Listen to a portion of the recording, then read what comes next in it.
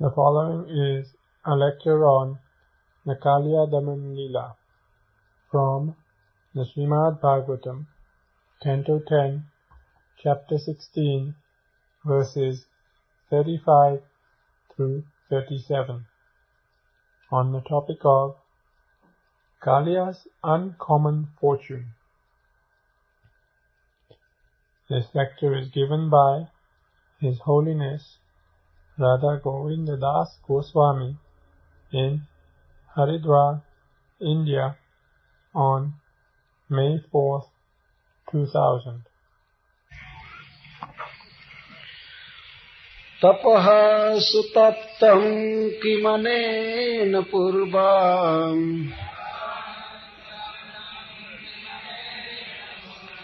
निरास्तमानेन च मानदेन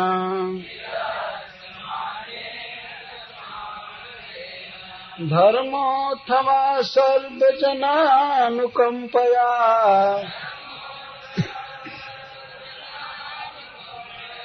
यतो भवांस्तुष्यति सर्वजीवः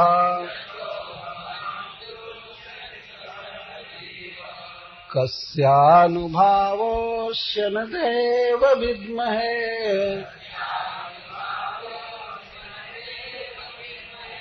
तवाङ्घ्रिरेणुस्पर्शाधिकारः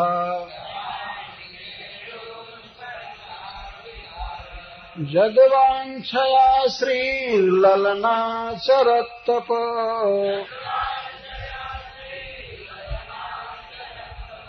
विहाय कामान् सुचिरं धृतव्रता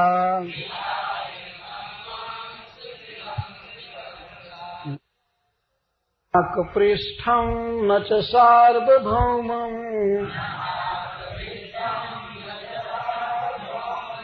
न पारमेष्ठ्यं न रसाधिपत्यम् न योगसिद्धिरपुनर्भवं वा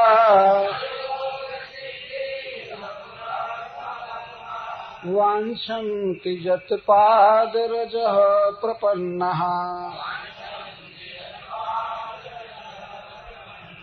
तदेष नाथापदुरापमन्यैः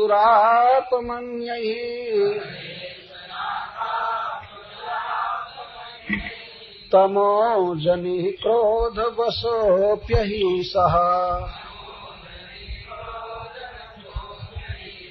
संसारचक्रे भ्रमतः शरीरिणो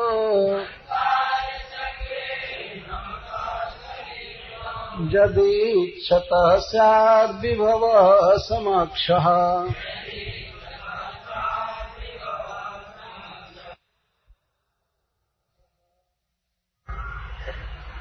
तपः तपः सुतप्ता सुष्ठु अनुष्ठित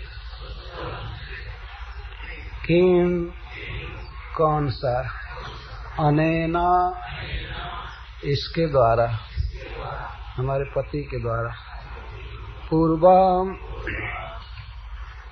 पूर्व जन्म में इस जन्म में तो कोई तप हुआ नहीं निरस्त माने न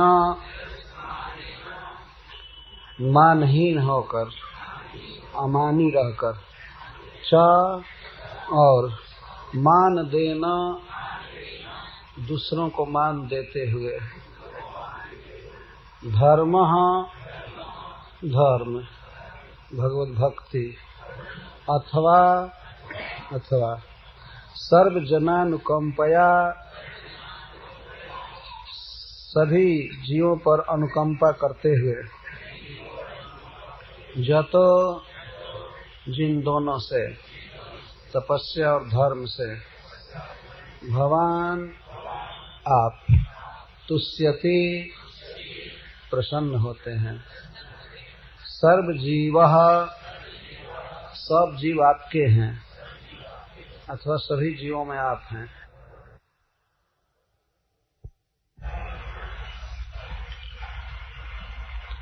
तो भगवान का अद्भुत अचिंत्य कृपा वैभव अपने पति के ऊपर देखकर काली नाग की पत्नियां भगवान से कहती हैं, तपः सुतप्तम किमनेन पूर्वम निरस्तमानेन च मान देन धर्मोऽथवा सर्वजनानुकंपया जतो भवांस्तुष्यत सर्वजीव। हे नाथ, हमें कुछ भी नहीं समझ रही हैं, किसी भी तरह से हमारा मन या हमारी बुद्धि उस बात को पकड़ नहीं रही है कि हमारे पति ने क्या पुण्य किया, क्या तप किया था पूर्व जन्मों में, जिससे आपका ऐसा अनुग्रह प्राप्त हुआ। तो दो कार्य करने से किसी भी जीव का उन्नयन होता है, उत्कर्ष होता है, वह है तपस्या और धर्म। तपस्या का अर्थ है इंद्रियों को जो कष्ट हो भगवत भक्ति में उसको सहना है, और धर्म का अर्थ कर्तव्य। कृष्ण के प्रति प्रेम विकसित करने के लिए जीवों का जो सहज कर्तव्य है उसको धर्म कहते हैं। सवै पुंसाम परो धर्मो जथो भक्ति अधोक्षज। जिससे अधोक्षज में इंद्रिया गोचर भगवान श्री कृष्ण में स्वाभाविक अखंड अहैतुक प्रेम हो, जिस कार्य को करने से, वही जीव का धर्म है। तो जो भी व्यक्ति धर्म करता है और तपस्या करता है तो उसके जीवन में भगवत प्राप्ति का सुयोग होता है, या और भी जो भी पुरुषार्थ हैं वे स्वाभाविक प्राप्त हो जाते हैं। परंतु काली नाग की पत्नियां भगवान से यह कह रहे हैं कि इस जन्म में तो हमारे पति ने कुछ भी धर्म नहीं किया, कोई तपस्या नहीं किया। पूर्वम शब्द से यह ध्वनित हो रहा है, तपः सुतप्तम किमनेन पूर्वम। पूर्वम शब्द इस जन्म के द्वारा सुकृत का निराश कर रहे हैं। पूर्वम पहले, कितना पहले, ये नहीं कह रहे हैं कि 2 साल पहले या 10 साल पहले नहीं। पूर्वम मतलब पूर्व जन्म नहीं है, पूर्व जन्म से। इस जन्म में हमारे पति का ऐसा स्वभाव है कि हम कभी भी अनुमान भी नहीं कर सकते हैं कि बचपन में भी ये कुछ एकाधमाला जप किए होंगे या भजन किए होंगे, ऐसा नहीं। इतना जल्दी स्वभाव नहीं बदल सकता है कि शुरू में साधु महात्मा रहे हों और बाद में इतना हिंसक सर्प हो गए। इसलिए पूर्व जन्मों में क्या तप किया था इसने। अनेना उंगलियों से दिखा करके अपने हाथ से भगवान से कह रहे हैं, ये क्या तप किए थे ये दुष्टराज, क्या तप किए थे। एक तरफ हम इनके सौभाग्य को देखती हैं कि आपकी प्राप्ति, आपका अनुग्रह प्राप्त हुआ, और दूसरे तरफ इनका स्वभाव।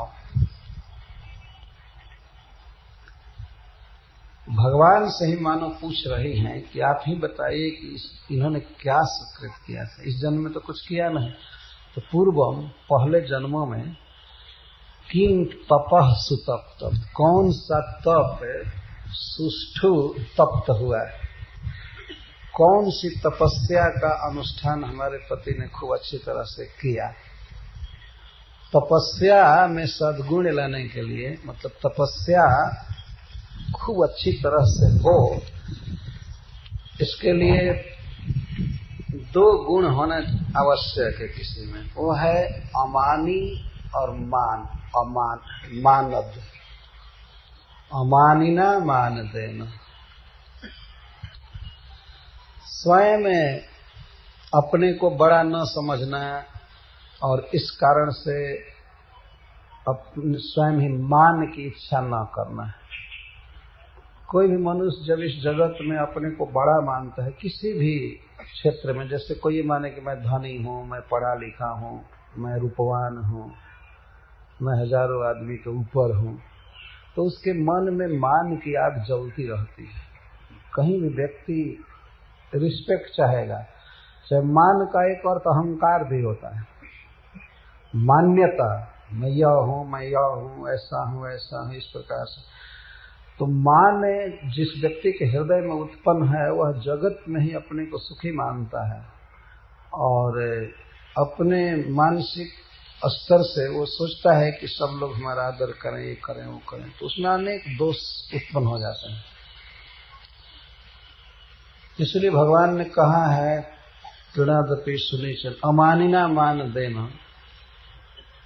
अमानी रहकर कृष्ण का कीर्तन करना चाहिए, अपने को बिल्कुल हीन समझकर, तृण से भी अधिक हीन समझकर, तृणादपि सुनीचन।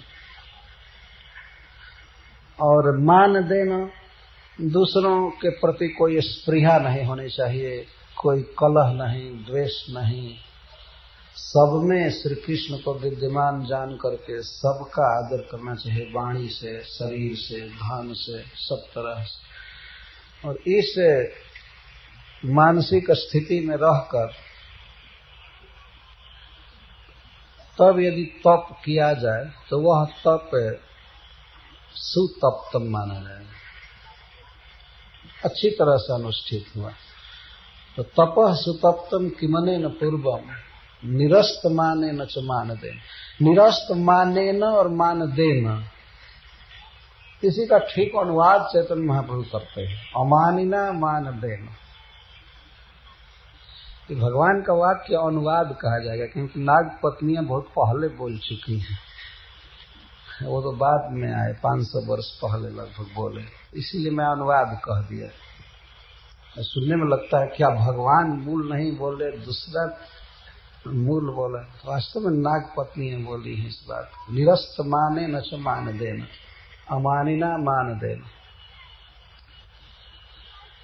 और इस तरह से रह करके धर्म सुअनुष्ठित, वो भी इसी के साथ लगेगा। धर्मोथवा सर्वजनानुकंपया, या इसने कौन सा धर्म का आचरण किया, भगवत भक्ति किया और भी अपने कर्तव्य का पालन किया, तो कर्तव्य पालन या भगवान की भक्ति में एक गुण होना चाहिए, वो है सर्वजनानुकंप। समस्त जीवों पर दया करते हुए कृष्ण की भक्ति करनी चाहिए, तब वह भक्ति या वह धर्म सफल माना जाता है। कठोर हृदय से या दूसरे जीवों को सता करके, हिंसा करके, दुख दे करके भक्ति की जाती है, तो वह भक्ति अपने वास्तविक फल को नहीं दे पाती है। बहु जन्म करे यदि श्रवण कीर्तन, तबु तन पाए से कृष्ण प्रेम धाम। तो कई प्रकार के अपराध होते हैं, उसमें वैष्णव अपराध तो बहुत घातक, लेकिन अन्य किसी जीव को भी जो भगवान के भक्त नहीं है, फिर भी उनको दुख देने पर भक्ति कुंठित हो जाती है। इसलिए सर्व जन अनुकंपया, जन का अर्थ होता है जिन्होंने जन्म धारण किया है, प्राकृत शरीर ग्रहण किया है। इस जगत में प्राकृत शरीर ग्रहण करके प्रत्येक जीव सुख चाहता है, मान चाहता है, भोजन चाहता है, वस्त्र चाहता है और मधुर वचन चाहता है। सभी जीवों की इच्छा। एक कुत्ता भी चाहता है कि उससे लोग प्रेम से बोलें, कोई भी जीव सम्मान चाहता है। जितनी अपनी शक्ति हो उस शक्ति के अनुसार सभी जीवों को सुख देते हुए भगवान का भजन करना चाहिए, यह भाव है। तो सर्वजनानुकंपया, सर्वजनानुकंपा से युक्त होकर इसने धर्म का आचरण किया होगा, तभी तो आप मिले, आपका चरण कमल मिला, ये कृपा है।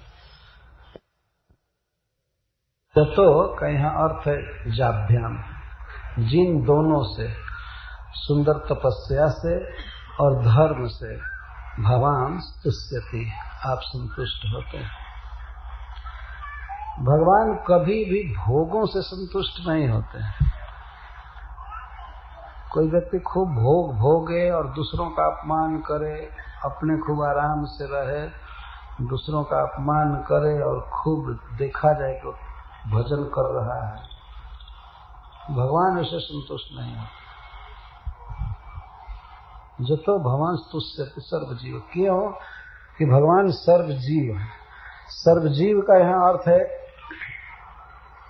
सर्वे जीवा जस्य सह सर्वजीव, सभी जीव जिसके हैं, भगवान के ही अंश सभी जीव, सभी योनियों में। तो जीव जब भगवान के हैं तो भगवान का प्रेम सभी जीवों के प्रति एक समान है, ये विषम दृष्टि नहीं है। समोहम सर्वभूतेश, सभी जीवों के प्रति भगवान की सहज स्नेह भरी दृष्टि है। अतः यदि कोई व्यक्ति दूसरे जीव को दुख देता है तो भगवान उससे संतुष्ट नहीं हो सकते। ये तो आप स्वाभाविक समझ सकते हैं। जैसे मान लीजिए एक पिता के कई पुत्र हैं, एक पुत्र को दूसरा पुत्र दुख दे तो दुख देने वाले पुत्र के प्रति पिता की प्रसन्नता नहीं हो सकती है। भगवान यह जगत बनाए हैं तो उनकी इच्छा है कि प्रत्येक जीव एक दूसरे को सुख दे, अनुकंपा करे। कंप या अनुकंप शब्द का अर्थ होता है दूसरे के दुख को देख करके जब हृदय कांपने लगे, मतलब द्रवित हो जाए, तो इसको अनुकंपा कहते हैं। उसके दुख को दूर करने की भावना उमड़ जाए हृदय में, इसको अनुकंपा कहते हैं। तो सर्व जनानुकंपया, सभी जीवों के प्रति दया करते हुए, किस धर्म का हमारे पति ने आचरण किया है कि आप मिले हैं। सर्वजीव बहुत सुंदर शब्द है। सर्वजीव का एक यह भी अर्थ है कि सर्वेषु जीवेषु भगवान तिष्ठते, आप सभी जीवों में रहते हैं, इसलिए सर्वजीव। सभी जीवों के भीतर भगवान अंतर्यामी के रूप में रहते हैं, परमात्मा के रूप में रहते हैं। अतः किसी भी जीव का अपमान, तिरस्कार या उसकी इच्छा को पूरा न करना वास्तव में भगवान की इच्छा के विरुद्ध है। कोई जीव चाहता है, कोई मान लीजिए कुत्ता भी घूम रहा है, बेचारा भोजन चाह रहा है, और अपनी शक्ति रहते हुए भी यदि कोई उसको भोजन नहीं दे रहा है तो यह भगवान का अपमान है। क्योंकि यही उच्चतम भक्ति की सीमा है। भागवत में कई बार ये बात लिखी गई है कि जो सभी भूतों में, सभी जीवों में श्री कृष्ण को देखता है और श्री कृष्ण के भीतर ही सभी जीवों को देखता है, सवई भागवतोत्तम, वह समस्त भागवतों में श्रेष्ठ। तो कृष्ण सबके हृदय में हैं, इसे देखने का अपने जीवन में अभ्यास करना चाहिए। अभ्यास से सब चीजें आती हैं। प्रहलाद महाराज असुर बालकों को उपदेश करते हैं तो कहते हैं परम धर्म जब सर्वत्र तदीक्षण, ऐसे कहते हैं। सभी जीवों में गोविंद को देखना, कृष्ण को देखना, यही सबसे बड़ा धर्म है। तो नाग पत्नियां श्री भगवान से निवेदन कर रही हैं, अवश्य हमारे पति ने तपस्या किया है, आपकी भक्ति किया है, अमानी रहकर और दूसरों को मान दे करके और सभी जीवों पर कृपा करके, इसी से आप आज प्रसन्न हैं। जतो भगवान तुष्यति, आप हमारे पति के प्रति पूर्ण संतुष्ट हैं। तो बिना तपस्या के, बिना धर्म के और बिना सब जीवों पर दया के कैसे भगवान प्रसन्न हो सकते? कालिए के प्रति भगवान पूर्ण संतुष्ट हैं, यह तो भगवान की लीला से ही पता चल रहा है, और सबसे निकटतम रहकर इस लीला को देखने वाली तो नागपत्नियां हैं, तो वे समझ रही हैं और कहते हैं आप पूर्ण संतुष्ट। लेकिन अगले श्लोक में कहते हैं कि हमारे पति के प्रति जो आपकी कृपा हुई है, आपका अनुग्रह हुआ है, यह किसी तपस्या या धर्म पालन का फल नहीं हो सकता। क्योंकि किसी भी धर्म में और किसी भी तपस्या में इतना अधिक उत्कृष्ट फल देने की शक्ति नहीं है। पहले तो कहती हैं कौन सा तप किए हैं, कौन सा धर्म किए हैं, फिर बाद में कहते हैं कोई नहीं। अथवा इसका यह भाव है पति ने कोई धर्म का आचरण नहीं किया, कोई तप नहीं किया, यह आपका अचिंत्य कृपा वैभव है, आपकी कृपा है, अकस्मात अकारण कृपा है कि आप हमारे पति को स्वीकार किए, चाहे वो वृंदावन दास के कारण हुआ हो, चाहे जो भी हुआ, यह आपकी केवल कृपा है। कैसे अनुमान करती हैं कि आपके पति ने तप नहीं किया है? वर्तमान जन्म से अनुमान करती है। यदि पूर्व जन्म में तपस्या किया होता और धर्म किया होता तो इतना भयावह संस्कार जन्म स्वभाव कैसे मिला होता। तो वर्तमान जन्म में पूर्व जन्म को सूचित करता है और अगला जन्म भी निर्धारित कर देता है। श्रीमद् भागवत में है, जमराज के दूत कहते हैं भगवान के पार्षदों से अजामिल के विषय में कि वर्तमान जन्म में भूत और भविष्य जन्म को बता देता है। जैसे वर्तमान ऋतु, जैसे बसंत ऋतु है, तो बसंत ऋतु यह सूचित करता है कि जो बीता हुआ बसंत होगा उसमें भी इसी प्रकार की हवा चलती होगी, फूल खिले होंगे, कोयल बोलता होगा। स्वाभाविक है, पता लग जाता है कि जो कई बसंत बीत गए हैं वो भी लगभग ऐसे ही होंगे और आगे आने वाले बसंत भी ऐसे ही होंगे। तो वर्तमान में कोई व्यक्ति बहुत क्रूर है, भयावह है, पापी है, तो इसका अर्थ है कि पहले भी लगातार ऐसा ही रहा है। तो जब ऐसा रहा है तो धर्म और तप क्या करेगा? लक्षण से सब समझ रहे हैं कि नहीं, ये कहीं को तपस्या करने जाए और करे। एक बार उसके सौभाग्य को देख करके सोचने लगी, तपः सुतप्तम कि मने न पूर्वम निरस्त माने न च मान देन धर्मोऽथवा सर्वजनानुकंपया जतो भवांस्तु सर्वजीव। तो फिर कहते हैं नहीं, कस्यानुभावस्य न देव विद्महे तवांघ्रिरेणु स्पर्शाधिकारः यद्वांछया श्रीललनाचरत्तपो विहाय कामान् सुचिरं धृतव्रता। यदि तपस्या करने से आप मिलते तो श्री से बढ़ करके तपस्विनी कौन है? बेचारी सब प्रकार के भोगों को छोड़कर कामन विहाय और धृतव्रता भक्ति के अनेक नियमों को धारण करके आज भी बेल वन में तपस्या कर रही है, पर उसको नहीं मिला। जदवांछया श्री ललना चरत तपो, श्री को ललना कह रहे हैं, सर्वोत्तमा स्त्री, भगवान नारायण की प्यारी, जिसका वे लालन करते हैं। और जगत में जो भी लालन है, प्यार है किसी स्त्री के प्रति, किसी का चाहे पुरुष के प्रति, सब लक्ष्मी जी के कृपा कटाक्ष का फल है। यदि मनुष्य के पास धन न हो, खाने की वस्तु न हो, घर न हो, तो लालन क्या करेगा? क्या प्यार करेगा व्यक्ति अपनी पत्नी से या पत्नी पति से?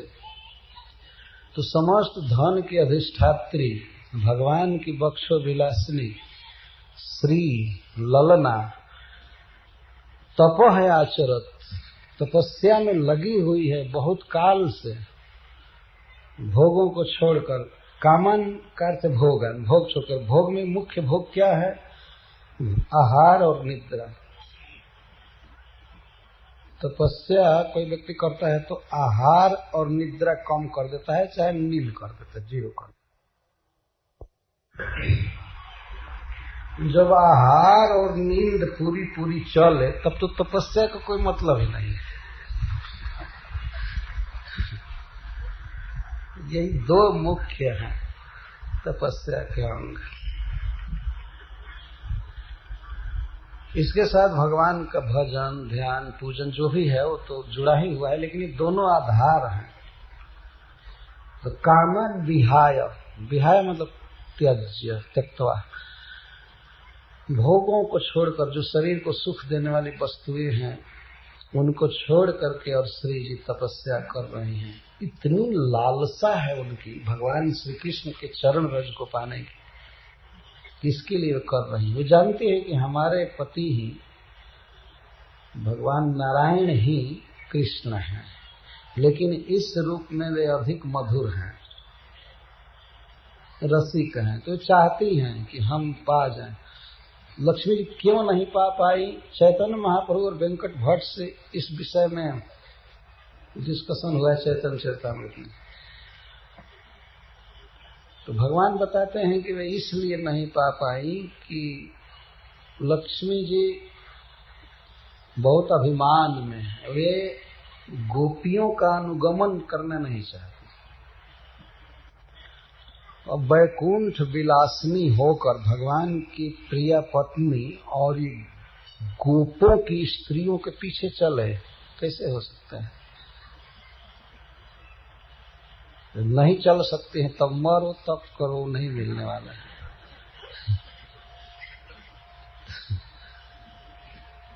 तो उनके मन में एक दुर्भिमान है, पता नहीं आज तो कोई बताया कि नहीं बताया, अब शायद पा गई होंगी। नाग पत्नियों के उद्गार 5000 वर्ष से भी कुछ अधिक हो गए।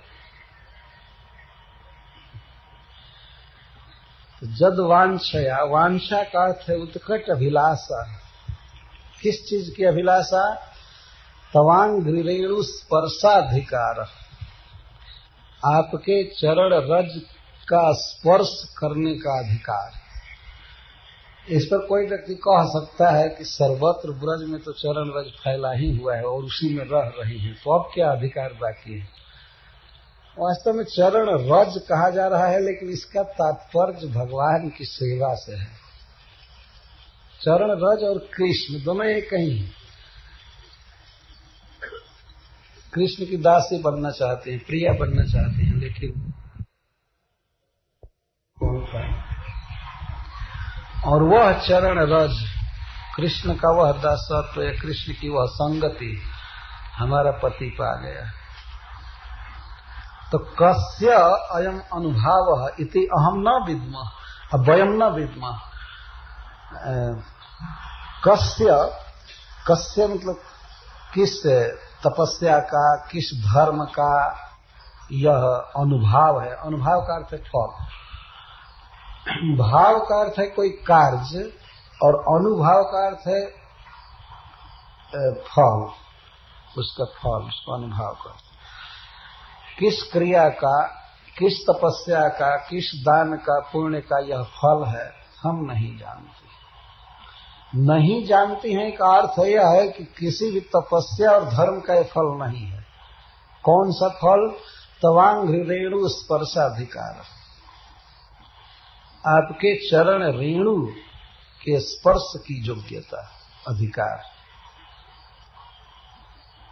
और जो अधिकार कालिये को भगवान ने स्वयं दिया है। विश्वनाथ चक्रवर्ती ठाकुर लिखते हैं कि वहां तो चरण रज की बात तो बहुत दूर है, साक्षात चरण ही मिला, और वो भी सर्वोत्तम अंग पर मिला, सिर पर। और वह अपने भुजाओं में कृष्ण को लिया था, घंटो आलिंगन में। तो इसको तवांग रेणु स्पर्शाधिकार। तव शब्द से स्पेशल अर्थ, तव का अर्थ है तव नंद नंदनस्य। नारायण रूप से तो भगवान हैं, तो चरण सेवा करें, चाहे वक्षस्थल पर हैं, तो सर्व सुलभ हैं लक्ष्मी जी के लिए। लेकिन गोपेंद्र नंदन, गोकुलेंद्र नंदन श्री कृष्ण, इनके चरण रज दुर्लभ हैं लक्ष्मी जी के लिए, और वही नंद नंदन कालिये के मस्तक पर स्वयं आकर के नृत्य किए, कई घंटे तक यह सौभाग्य दिए। तो यह किसी धर्म पालन का फल नहीं हो सकता है। वास्तव में ठीक कह रही हैं नागपत्नी, वास्तव में किसी साधन का फल नहीं हो सकता है। भगवान के हृदय में जो कृपा है, स्नेह किसी के प्रति उमड़ जाए अकस्मात किसी कारण से, तो वह कृपा ही कारण है। कस्यानुभाव से न देव विद्महे, हे देव क्रीड़ा परायण,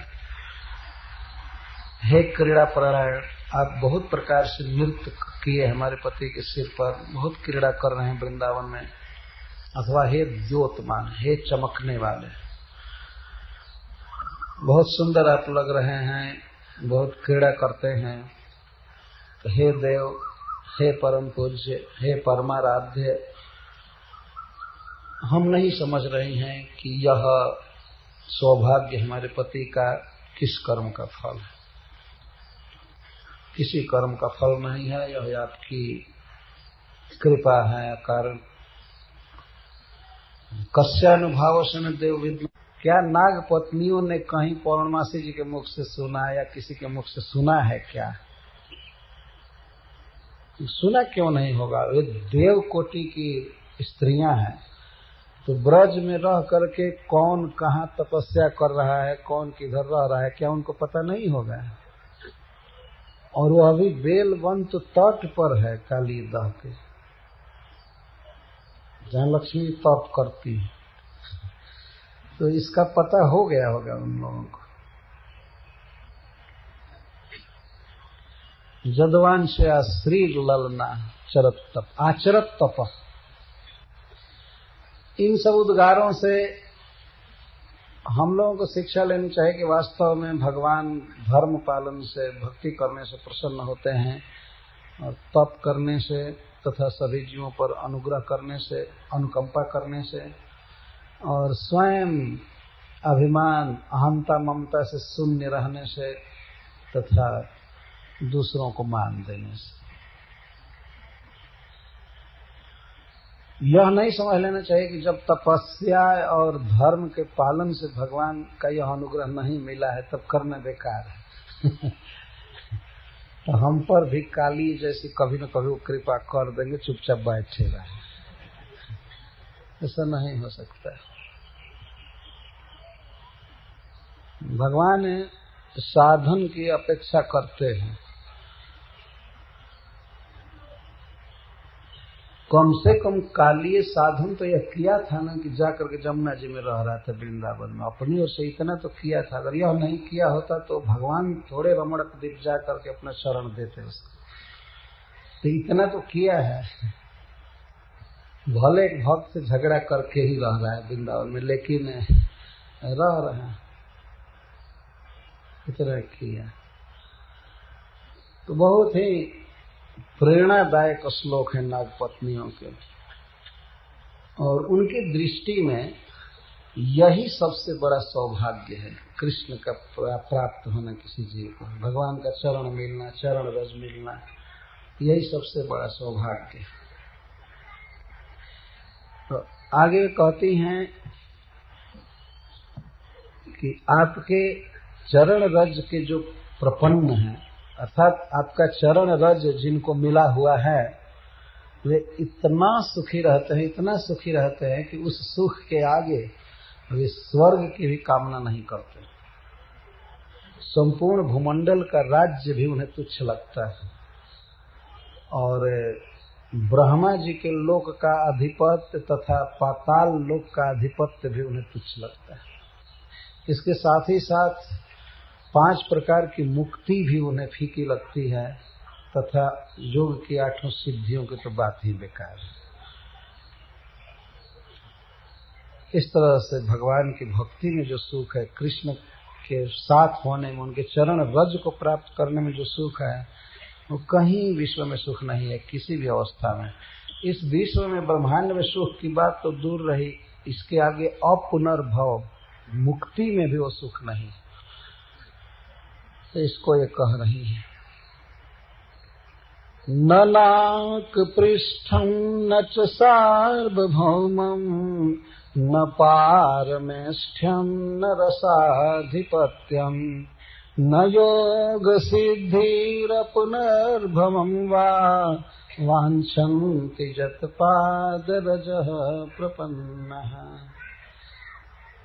जत्पादरजः प्रपन्नः, जिस चरण रज में या जिसके चरण रज में रहने वाले लोग, ब्रज में वास करने वाले भक्त, चरण रज प्रपन्ना का प्राप्त है, श्रीधर स्वामी जी लिखते हैं, प्राप्त है, जो पा गए हैं उस सुख को, भगवान की भक्ति जो कर रहे हैं, और विशेष करके ब्रज में वे स्वर्ग को तुच्छ समझते हैं। उनकी किसी काम की चीज नहीं है स्वर्ग लोक में पूरा। स्वर्ग में इस पृथ्वी से लाखों गुना अधिक स्टैंडर्ड की वस्तुएं भरी पड़ी हैं, सब चीज, चाहे भोजन, चाहे बिछौना, सवारी, या कोई भी एटमॉस्फेयर, जो कुछ भी है वहां इस पृथ्वी से लाखों गुना बेटर, उत्कृष्ट है। परंतु जो भगवान श्री कृष्ण के चरण रज के प्रपन्न हैं, चरण रज प्राप्त कर चुके हैं, वे स्वर्ग की कामना नहीं करते हैं, इतना सुखी होते हैं। नाक कहते हैं स्वर्ग को। कम का अर्थ होता है सुख, और अकम नहीं सुख, दुख। तो फिर न, जहां नहीं असुख है, जहां दुख नहीं है, उसको नाक कहते हैं। न माने नहीं, अ माने नहीं, और क माने सुख। तो एक अ लगाएंगे तो इसका अर्थ होगा नहीं सुख, मतलब दुख, और फिर बाद में पहले न लगा दिए तो उसका अर्थ हुआ नहीं सुख का अभाव में। हाँ, नहीं सुख का अभाव, मतलब केवल सुख ही सुख। नाक, पृष्ठ, पृष्ठ से तात्पर्य है सर्वोपरि स्वर्ग, इंद्रदेव का पद आदि। नाक पृष्ठ, पृष्ठ ऊंचाई को कहते हैं। श्रेष्ठ स्वर्ग की भी कामना नहीं करते हैं। स्वर्ग में, जैसा मैं पहले कहा, बहुत उत्कृष्ट स्त्रियां रहती हैं, और रसनेन्द्रिय के विषय भोजन, वहाँ के फल, वहाँ का जूस, ये सब तो लिखे गए हैं भागवत में कैसे कैसे हैं। वहाँ का आसन, हाथी दांत के सब पलंग बने हुए, प्लास्टिक और से काठ का, पेड़ का नहीं है जिसमें घूम लग जाए, ऐसा। और ऐसे ऐसे भवन हैं जिनमें बैठने पर कोई व्यक्ति मर नहीं सकता, भूख नहीं लगती है, बुढ़ापा नहीं आती है, शोक नहीं होता है किसी चीज का। द्वारका में इंद्रदेव ऐसी सुधर्मा सभा भेजे थे, मतलब बना बनाया भक्त भवन ऑटोमेटिक भेजा गया था। आज तक तो ऐसा कहीं इस पृथ्वी पर नहीं है कि पूरा बना हुआ भवन ही भेजा जाएगा। कुछ मोबाइल घर होते हैं विदेशों में, लेकिन जमीन पर ही थोड़ा रेंग करके चलते हैं, खींच करके ले जाते हैं ट्रक की तरह। लेकिन स्वर्ग के भवन इस पृथ्वी पर लाए गए थे भगवान के लीला काल में, और उसमें यादव बैठते थे, जहाँ सदुर्मियां नहीं सताती थी, जन्म नहीं, मरण और बुढ़ापा, भूख और प्यास, शोक तथा मोह। उन भवनों में बैठने पर मोह नहीं होता था, मैं ये हूँ, मैं मेरा ये है, ये अज्ञान की वृत्ति नष्ट हो जाती। भवन ऐसे हैं जहाँ अज्ञान नहीं रहता, केवल यही भावना रहती है मैं कृष्ण का हूँ। सुधर्मा सभा उसको इंद्र ने भेजा। तो जहाँ भवन ऐसे हैं और बगीचा जो संकल्प के अनुसार कोई भी वस्तु दे सकते हैं, वृक्ष, ये कल्प वृक्ष कहते हैं, केवल फल ही नहीं देते हैं, और फल भी देते हैं तो इच्छा करने वाले की इच्छा के अनुसार साइज में, जितना खा सके। और वो तो जूस बनता रहता है, फल गिरते हैं फर्श पर बड़े बड़े वृक्षों से और जूस की नदी बह जाती है। देवता लोग कभी भी फल नहीं खाते हैं चाकू से काट करके, केवल जूस पीते हैं। इस पृथ्वी पर तो अब पका हुआ फल भगवान को ही नहीं मिल रहा है, आदमी को क्या मिलेगा?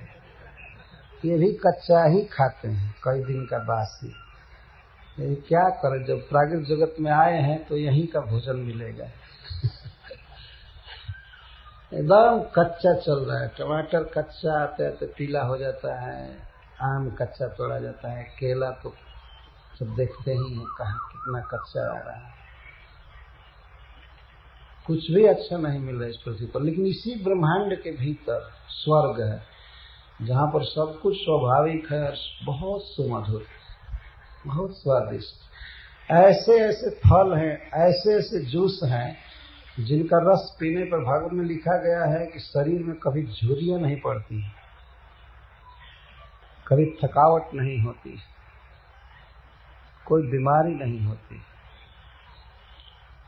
परंतु भगवान कृष्ण की भक्ति में जो संतुष्ट हैं, उन्हें ऐसा सुख मिलता है कि उनके लिए स्वर्ग का वह सुख भी बिल्कुल है जान पड़ता है, तुच्छ जान पड़ता है, कभी कामना नहीं करते। दीयमानम न गृह्णन्ते।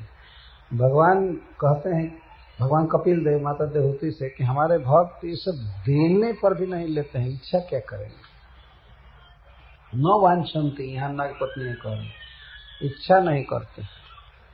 कोई कहे कि भाई इसलिए इच्छा नहीं करते हैं कि जानते हैं कि दुर्लभ है, इच्छा करके क्या करेंगे? तो भगवान कहते हैं नहीं नहीं, दीयमानम अपि न गृह्णन्ति। और देने वाला कौन? मैं, सबसे बड़ा अधिकारी, सारे विश्व का मालिक मैं हूँ, महेश्वर, सर्वलोक महेश्वर, मैं देता हूँ लेकिन नहीं देता। दीयमानम न गृह्णन्ति, बिना मत सेवनम जना, नहीं लेते। भागवत में ऐसे अनेक भक्तों की कथाएं हैं कि भगवान उन्हें दे रहे हैं और वे नहीं ले रहे हैं, कहते नहीं हम नहीं ले, हमको आपके चरणों की भक्ति चाहिए। जैसे वृत्रासुर जी, वृत्रासुर जी स्पष्ट इनकार कर देते हैं, हमें कुछ नहीं चाहिए। ठीक ऐसा ही श्लोक को ही बोलते हैं।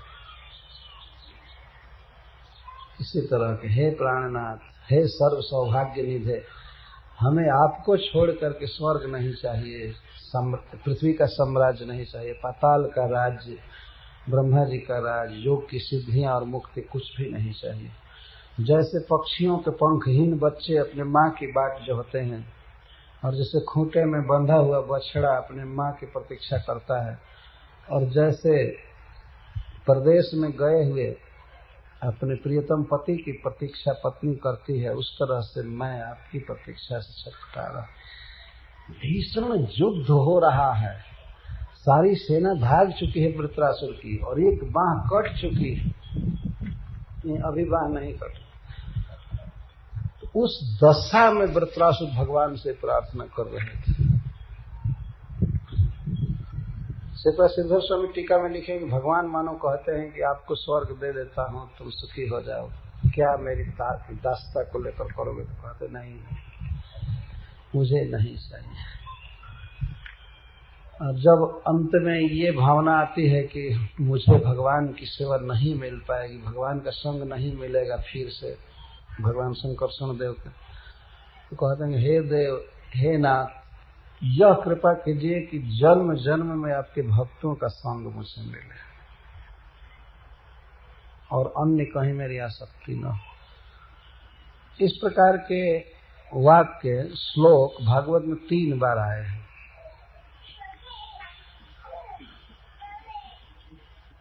ठीक ऐसा ही दोहराया गया, थोड़ा थोड़ा हेर फेर कर। ननाक पृष्ठम न पारमिष्ठ, गजेंद्र जी भी कहते हैं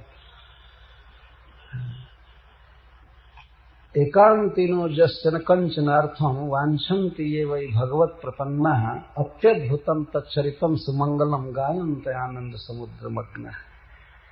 भगवान की लीलाओं को गा करके एकांती भक्तजन आनंद के समुद्र में मग्न रहते हैं। इसीलिए एकांतिनो जश्चन कंचनार्थम, भगवान से कुछ भी नहीं चाहते हैं। सारा संसार फीका लगता है इस कीर्तन के आनंद से।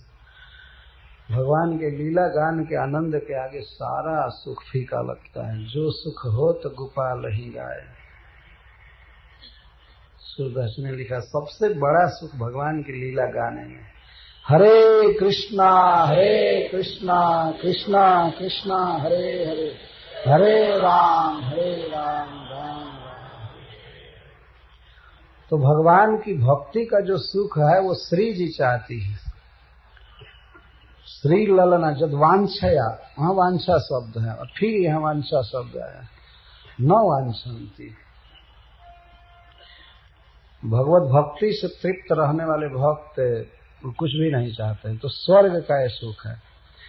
तो फिर कैमुक्त न्याय के अनुसार यह श्लोक रखा गया है। जब स्वर्ग की कामना नहीं करते हैं तो पृथ्वी के साम्राज्य की तो बात ही क्या है। ये इस तरह से रखा गया, ननाक पृष्ठं नच सार्वभौम।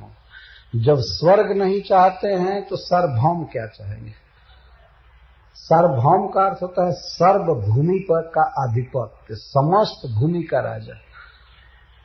जितना पृथ्वी है उसका अकेले कोई राजा हो तो उसको सार्वभौम कहें, सर्व भूमि का आधिपत्य।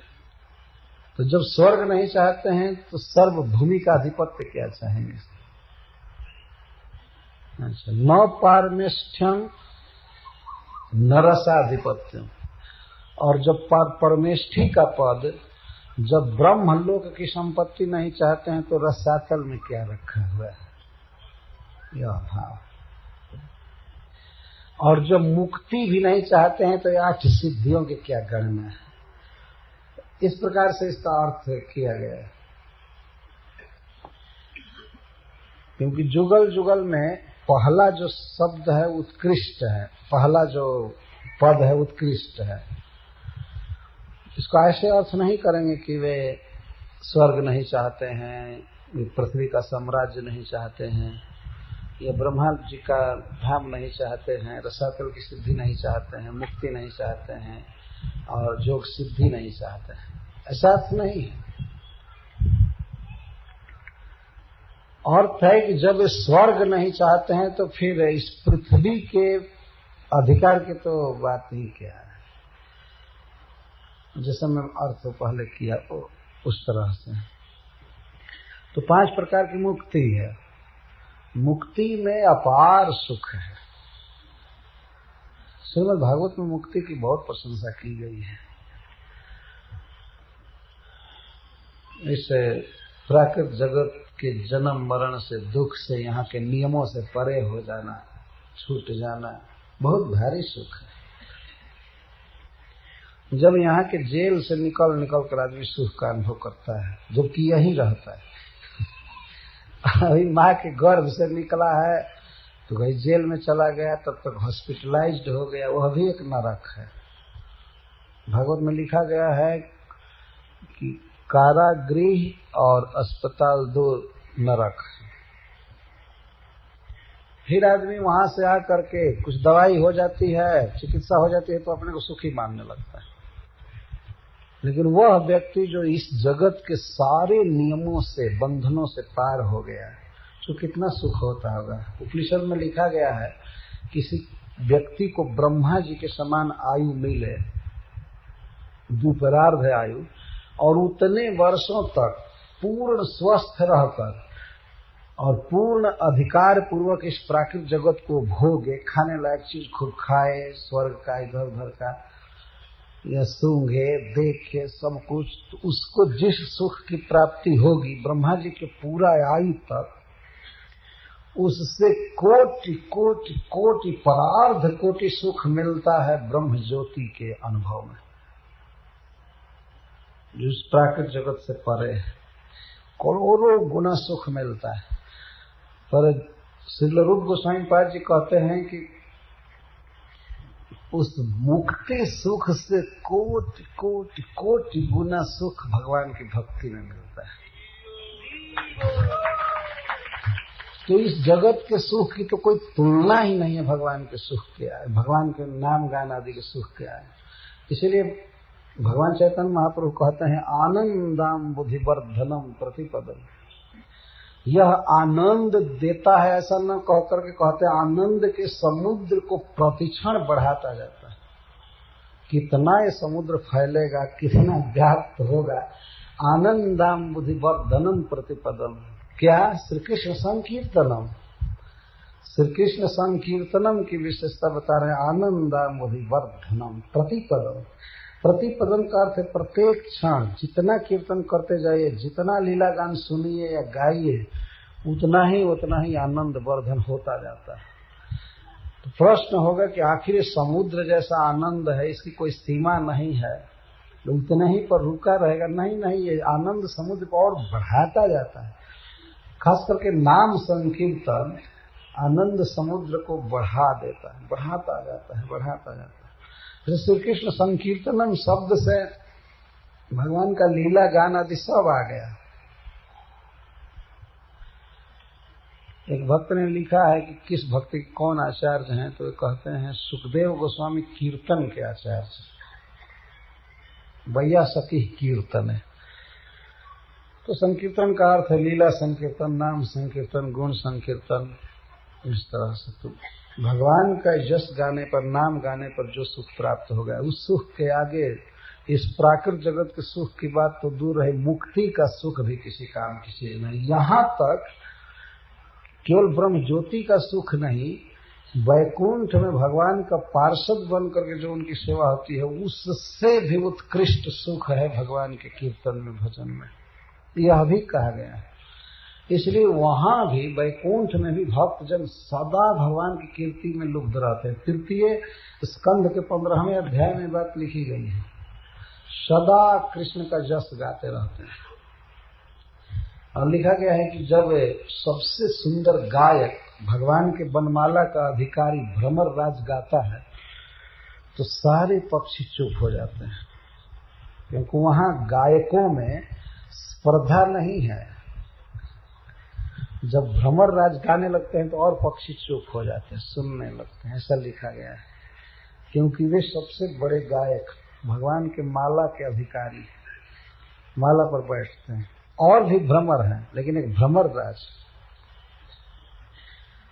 बड़ा सुंदर वर्णन है कि उनके गाने पर और सब पक्षी चुप हो जाते हैं, सुनने लगते हैं।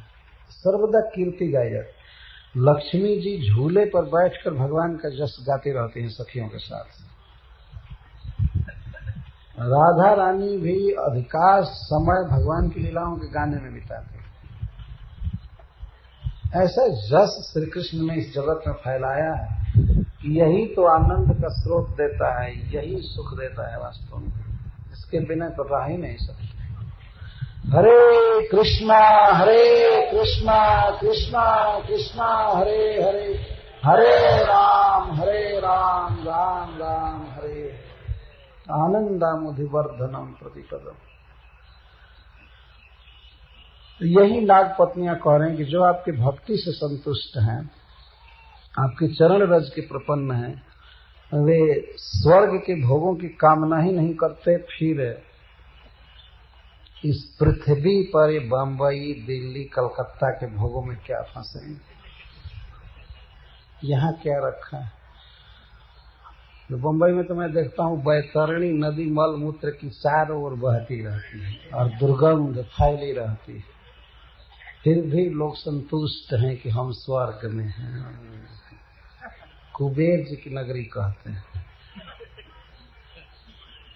कुबेर जी वहां थूकने में भी संकोच करेंगे।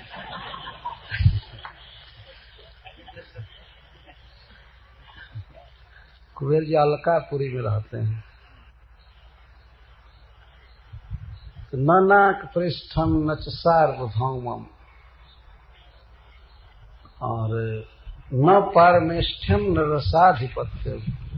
न ब्रह्मा जी के समान पद या उनका भोग चाहिए और न रसाधिपत्य, रसातल में स्वर्ग से भी अधिक संपत्तियां हैं कहा जाता है। लेकिन भक्त उसकी भी कामना नहीं करते हैं। न योग सिद्धि पुनर्भवम, योग सिद्धि नहीं चाहते हैं, मोक्ष नहीं चाहते।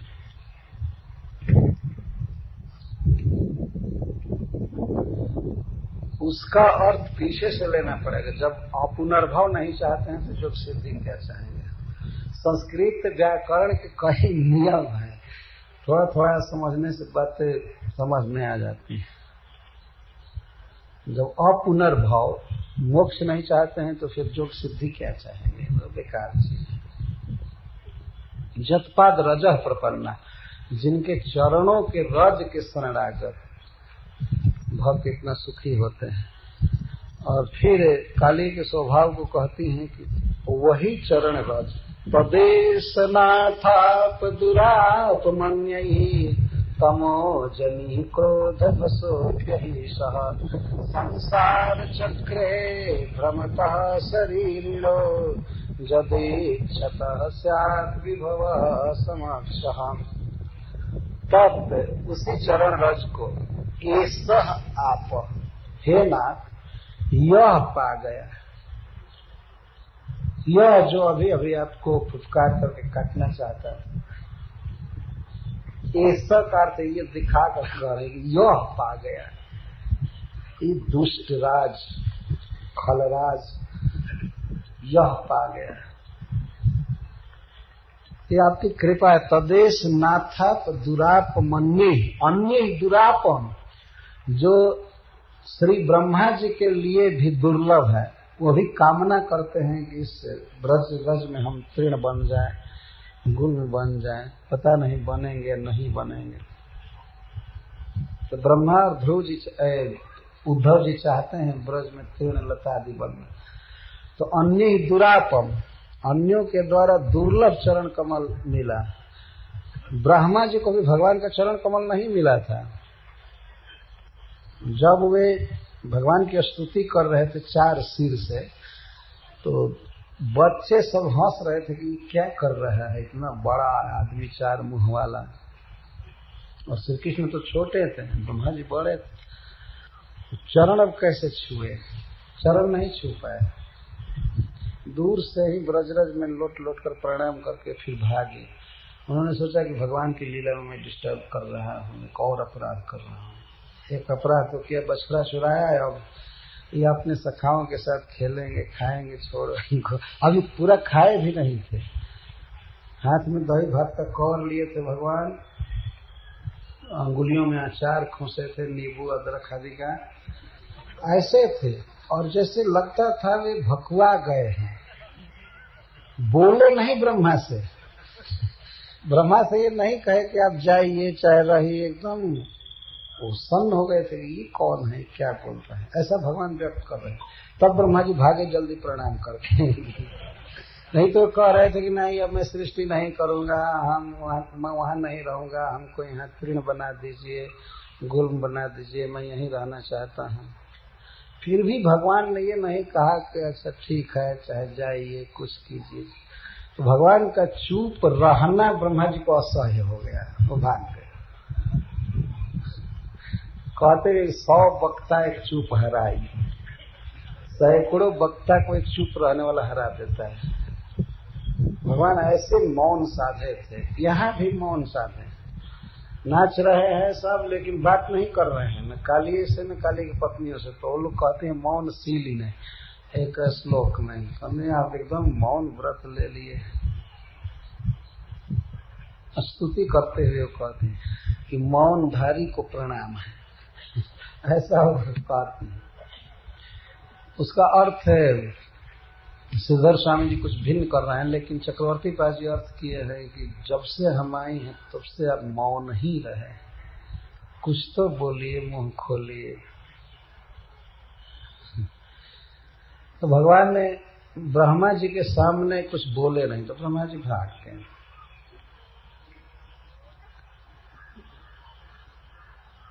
तो ब्रह्मा जी के लिए भी जो दुर्लभ है भगवान का चरण कमल, तो स्पर्श नहीं मिला। वही चरण कमल भगवान स्वयं ही कालिए के मस्तक पर लाए। आज तक कहीं ऐसा हुआ होगा? कोई भक्त प्रणाम करता होगा तो भले कभी चरण रख देते होंगे, बलि महाराज के मस्तक पर रखे। वहां भी प्रहलाद महाराज कहते हैं कि ऐसा सौभाग्य न ब्रह्मा जी को मिला है, न लक्ष्मी जी को, न संकर्षण को, न किसी को, कि आप स्वयं ही अपना चरण अर्पित किए बलि के मस्तक पर और अपना समझ करके बांध रहे हैं, इसका वैभव छीन लिए, इसका रोग दूर करने के लिए। बहुत अच्छा, बहुत अच्छा किया आपने।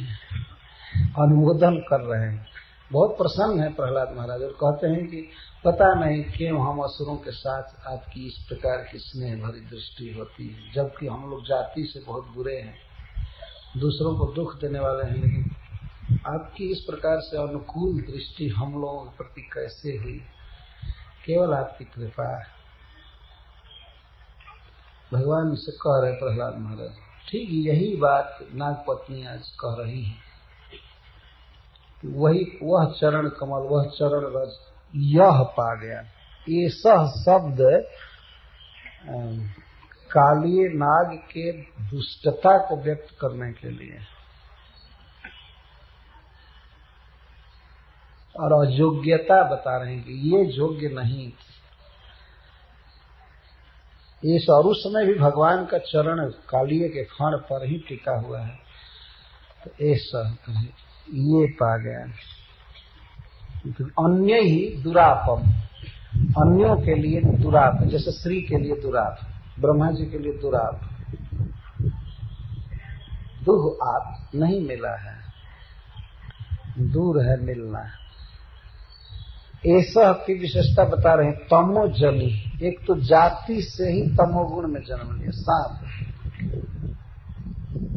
जनी का तो जाति, तमोजनी घोर तमोगुण में जन्म लेने वाला नीच जाति का।